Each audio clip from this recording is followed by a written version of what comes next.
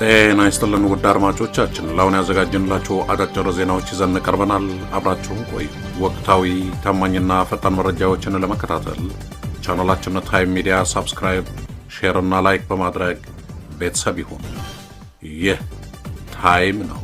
በጠዋቱ ዜናችን እንደዘገብንላችሁ በሰሜን ወሎ የድሮን ጥቃት መፈጸሙ ገልጸንላችሁ ነበር እና ሙሉ ሪፖርቱ ደርሶናል። አብራችሁን ቆዩ። ዛሬ በሰሜን ወሎ በአንድ ጤና ጣቢያ ላይ በደረሰው የድሮን ጥቃት 3 ሰዎች ሲገደሉ 2 የጤና ባለሙያዎች መቁሰላቸው ተሰማ። በሰሜን ወሎ ዞን ጉባ ላፍቶ ወረዳ ሳንቃ ጌሾ በር ጤና ጣቢያ ላይ በደረሰው የድሮን ጥቃት የ3 ሰዎች ህይወት ወዲያውኑ ሲያልፍ 2 የጤና ባለሙያዎች ደግሞ ከባድ ጉዳት ደርሶባቸው ወደ ወልዲያ ሆስፒታል መላካቸው አንድ የሳንቃ ከተማ ነዋሪ ለታይም ሚዲያ ገልጸዋል። የዓይን እማኙ እንደገለጹት ቅዳሜ መስከረም 17 ቀን 2018 ዓ.ም ከቀኑ 6 ሰዓት ላይ በደረሰ የድሮን ጥቃት ልጃቸውን ለማሳከም የተገኙ አባትና እናት ከነ ልጃቸው ህይወታቸው ሲያልፍ 2 የጤና ባለሙያዎች ደግሞ የህክምና አገልግሎት በመስጠት ላይ ያሉ ከባድ ጉዳት ደርሶባቸዋል ሲሉ ገልጸዋል። ሁለቱን የጤና ባለሙያዎች ከፍርስራሹ ውስጥ ያነሷቸው እኔ ነኝ ያሉት ሌላ የዓይን እማኝ የለበሱት ጋውን በደም ተነክሮ ነው ያገኘዋቸው ይላሉ። ለማሳከም የመጡት አባትና እናት ልጃቸውን ጨምሮ ሳገኛቸው ህይወት አልነበራቸውም ሲሉ አክለዋል። በጉላፍቶ ወረዳ ስር የምትገኘው ሳንቃ ጌሾ በር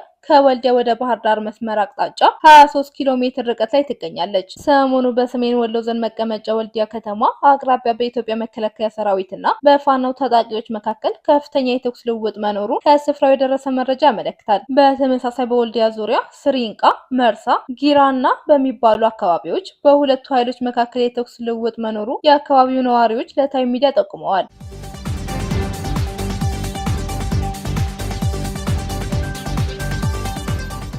የትግራይ ጊዜያዊ አስተዳደር ፕሬዝዳንት ታደሰ ወረደ በጦርነቱ የተፈጠሩና የፕሪቶሪያ የግጭት ማቆም ስምምነት ያልፈታቸው ችግሮች ጦርነት ድጋሚ እንዳይመለስ በሚያደርግ አኳኋን ገና አልተፈቱም በማለት በደመራ በዓል ላይ ባደረጉት ንግግር አሳውቀዋል። ጀነራል ታደሰ ፌዴራል መንግስቱ የትግራይን ጉዳይ በሰላማዊና ፖለቲካዊ መንገድ ሊፈታ እንደሚገባው አሳስበዋል። በእጃችን ያለው የሰላም እድል እንዳይሞት በትኩረት መስራት አለብን ያሉት ጀነራል ታደሰ የሰላማዊና ፖለቲካዊ መንገድ ጨርሶ እንዳልተዘጋም ገልጸዋል። ከትግራይ በኩል የሚጀመር ምንም ጦርነት እንደማይኖርም ጀነራል ታደሰ በድጋሚ አረጋግጠዋል።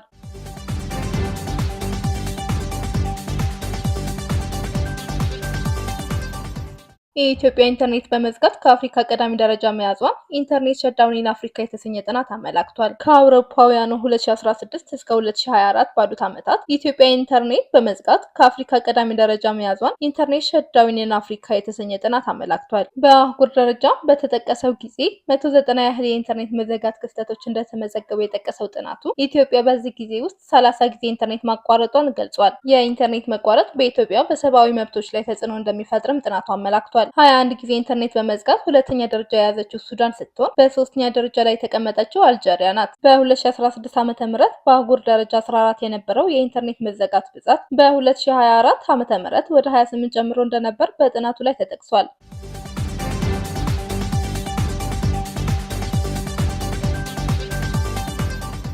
የኢትዮጵያ ትራንስፖርት አሰሪዎች ፌዴሬሽን ባለፈው ነሐሴ ብቻ በታጣቂዎች ከታገቱ ከ15 በላይ የከባድ ተሽከርካሪ ሹፌሮች መካከል 6ቱ በአጋቾቻቸው እንደተገደሉ መስማቱን ጠቅሶ ሸገር ዘግቧል። እገታውና ግድያው በተለይ በኦሮሚያ ክልል ወለንጪቲና አሊዶሮ አካባቢ በብዛት እንደሚፈጸም ፌዴሬሽኑ መናገሩ የጠቀሰው ዘገባው በወለንጪቲ አካባቢ የሚፈጸሙ እገታ ግን የጸጥታ ኃይሎች በሚያደርጉት ጥበቃ ከጊዜ ወደ ጊዜ ተሻሽሏል ማለቱን አመላክቷል። የከባድ ተሽከርካሪ ሹፌሮች በየጊዜው የሚፈጸምባቸው ግድያና እገታ በመፍራት የከተማ ታክሲ ሹፌርነት ሙያን ለመምረጥ እንደተገደዱም ፌዴሬሽኑ ተናግረዋል ተብሏል።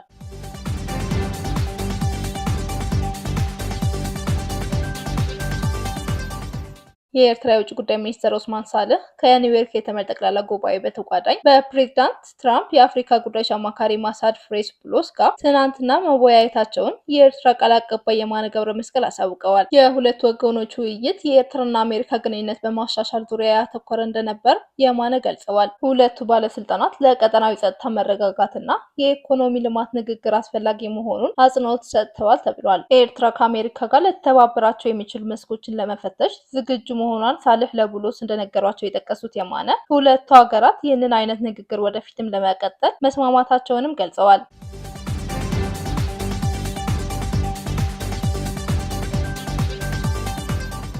ኢሰመኮ በኦሮሚያ ክልል የጸጥታ ችግር ባለባቸው አካባቢዎች ዜጎች ከህገ ውጭ ለእስር እየተደረጉ ነው አለ። የኢትዮጵያ ሰብአዊ መብቶች ኮሚሽን ኢሰመኮ በኦሮሚያ ክልል የጸጥታ ችግር ባለባቸው አካባቢዎች ወቅታዊ ጉዳይ የተባለ ዜጎች ከህግ ውጭ ለእስር እንደሚደረጉና በ48 ሰዓታት ውስጥ ለፍርድ እንደማይቀርቡ አሳወቀ። ኮሚሽኑ በ2017 ዓ.ም በኦሮሚያ ክልል በ156 ፖሊስ ጣቢያዎችና ኢመደበኛ ማቆያዎች የተጠርጣሪዎች ሰብአዊ መብቶች አያያዝ አስመልክቶ ከባለድርሻ አካላት ጋር መስከረም 9 2018 ዓ.ም ውይይት ማድረጉን ሐሙስ መስከረም 15 ቀን 2018 ዓ.ም ባወጣው መግለጫ አሳውቋል። በክትትሉ በኦሮሚያ ክልል የጸጥታ ችግር ባለባቸው አካባቢዎች ወቅታዊ ጉዳይ በሚል ሰዎች ከተያዙ በኋላ በህጉ መሰረት በ48 ሰዓታት ውስጥ ፍርድ ቤት እንደማይቀርቡ የኮሚሽኑ የሰብአዊ መብቶች ክትትልና ምርመራ ስራ ክፍል ተጠባባቂ ከፍተኛ ዳይሬክተር አቶ በዳሳ ለሜሳ ለሪፖርተር ገልጿል። በእነዚህ አካባቢዎች የሚያዙ ዜጎች ቁጥር ከፍና ዝቅ እንደሚልና የጸጥታ ችግሩ ውስብስብና ጉዳይን አጣርቶ ወንጀለኛውን የመለየት ስራ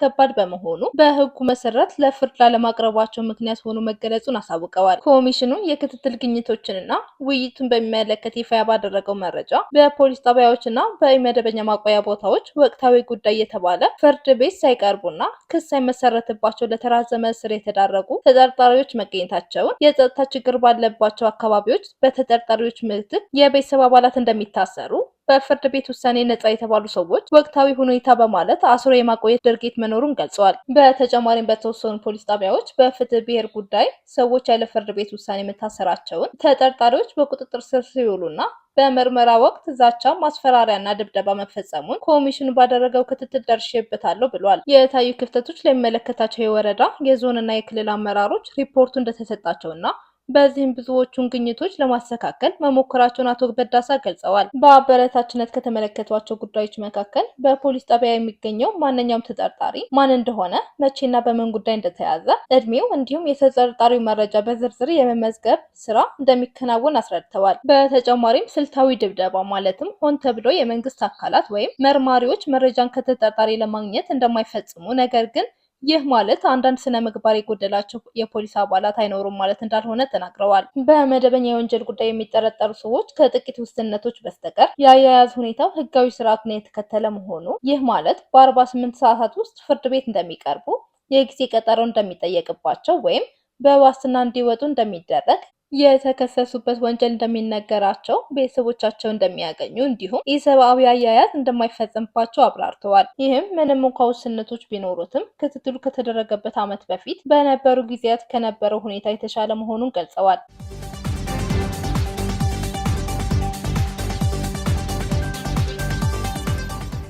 ኢትዮጵያንና አሜሪካን ጨምሮ የተለያዩ ሀገራትና ቀጠናዊና ዓለም አቀፍ ድርጅቶች ኒውዮርክ ላይ ባደረጉት ስብሰባ የሱዳን ተፋላሚ ወገኖች ለተኩስ አቁም በአስቸኳይ ድርድር እንዲጀምሩ አሳስበዋል። ስብሰባው የውጭ ሀገራት በሱዳን ጦርነት ያላቸው ጣልቃ ገብነት የኮነነ ሲሆን እነዚህ ኃይሎች ግጭቱን ከማባባስ እንዲቆጠቡም ጠይቋል። ተፋላሚዎቹ በአስቸኳይ በዳርፉር ኤልፋሸር ከተማ በሰብአዊነት ላይ የተመሰረተ ጊዜያዊ የውጊያ ፋታ እንዲያደርጉና የሀገሪቱን ግዛት በአንድነት ለማስከበር በድጋሚ ቁርጠኝነታቸውን እንዲያረጋግጡም ጥሪ አድርጓል። ውድ አድማጮቻችን ለአሁን ያልናቸው አጫጭር ዜናዎች እነዚህን ነበር። በቀጣይ እስከምንገናኝ ሰላም በያላችሁበት።